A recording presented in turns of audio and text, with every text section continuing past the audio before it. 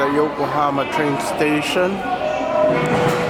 We're about to go out of Northgate. So it's day 7 of our Tokyo trip. Grabe yung countdown na patapos na. Sobrang saya, sobrang sulit. Hindi masyadong hectic. We had some really fun times this whole week. Imagine that. Wait lang. Okay, we're about to go out of the train. So this is how you do it. Yeah. And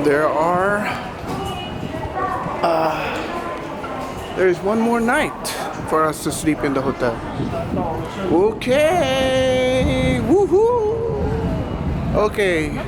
Sige. So ang gagawin muna natin ay sumakay na muna tayo ng cable car. Carnival na muna ba o magla-lunch muna? Busog pa ako. Kaya nga eh. So we're back.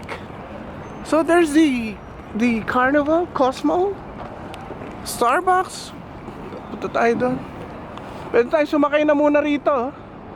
Cable car, papunta muna ron. Gusto mo ba?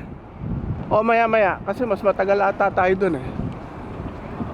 Medyo maraming picture Instagrammable doon sa Carnival. Punta na tayo doon. Halika na, Sky, come on. Yokohama Air Cabin. We're going to Yokohama Air Cabin. Dito Bye. ka na bibili ng Oo, ano yan? Wala silang nabibili na na online. Kailangan on the spot. Video ko lang.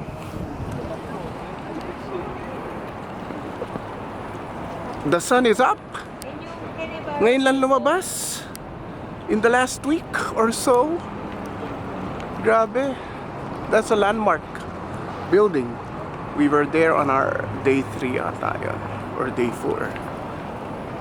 See that? Nice. We're back. Yokohama. There's Skywalker. Goku, iba na yung attire niya ngayon. Tapos na yung pagiging nerd. This is now the Goku look. Okay, let's go. Okay?